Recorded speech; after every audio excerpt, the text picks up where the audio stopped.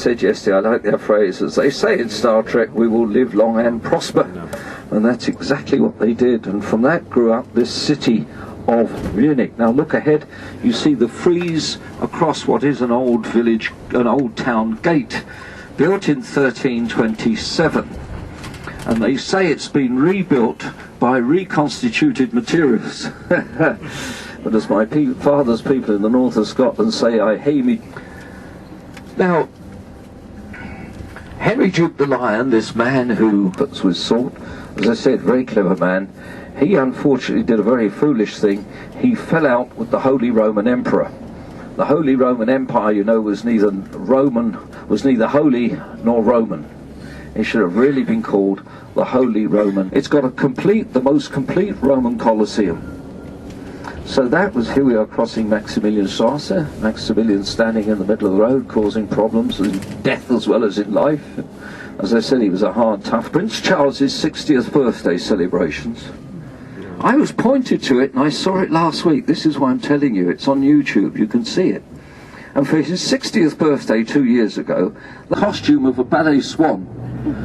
And he came to the front and he started singing that famous song they did in Life of Brian, Always Look to Wales. Can you imagine? Well, lovely. When you get home, click onto YouTube and see it. It is hilarious, and Prince Charles is laughing too. Anyway, I just thought about that, you know.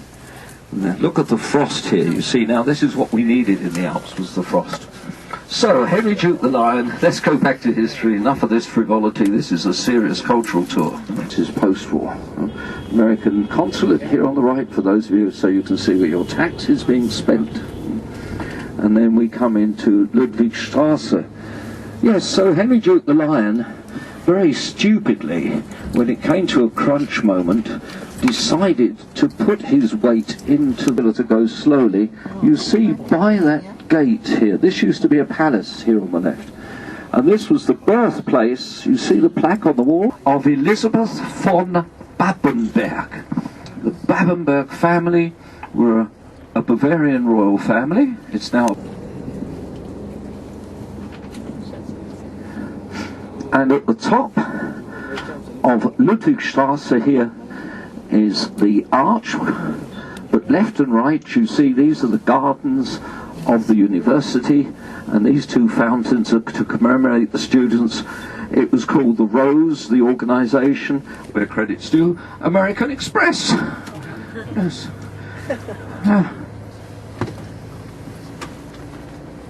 Well, their advertising was all over it when it was closed.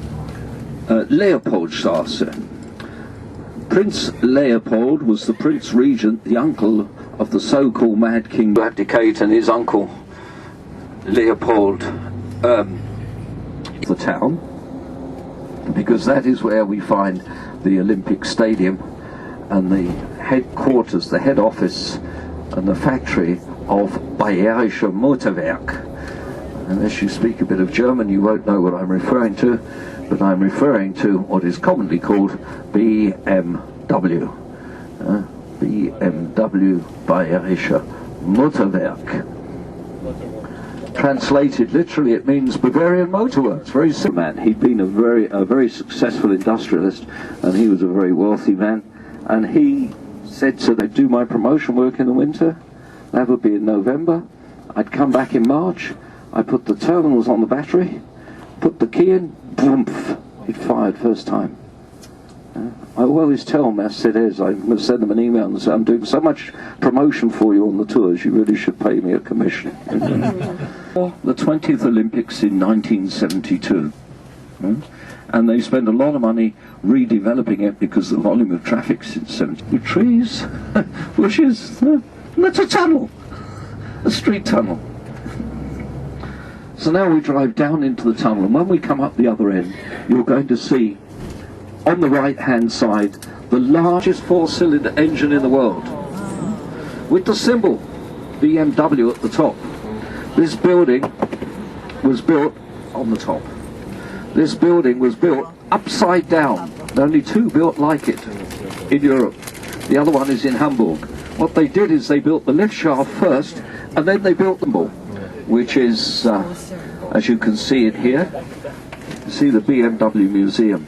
As we go over the lights, you can see a very modern building. They opened it on the 21st of September last year, and that is the new museum and factor of insurance, and everybody should have their seatbelt on.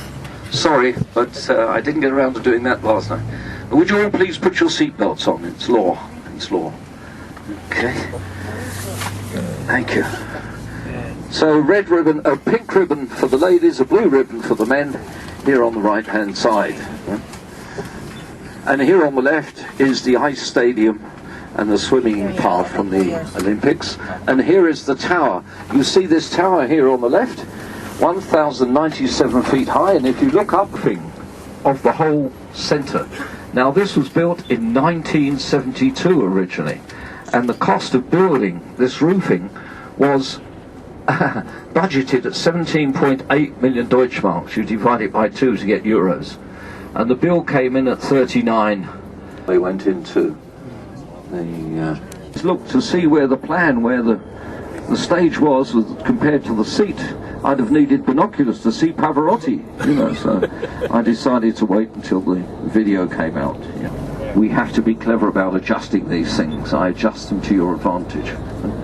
See, you get the good clear photo today, and as well in the mornings at this time of year, we're 12 years later, even in Germany, over schedule and over budget. State. I rest my case till you get up to the sign up the road, but maybe his cousin works in the police, so he's not really worried. Of course, I'm making it up as I go along, you know. Here we are, here comes the little bear, there he is. Winter, summer, rain or shine, he stands there pointing the way to Berlin. In other words, straight ahead, they can change the speed limit according to the flow of traffic. See above our heads, 120, so they bring it down to 70 plus miles an hour just for this section. Look in the mist on the left, you can just about make it out, a large white building. Look here, can you see it? Look here.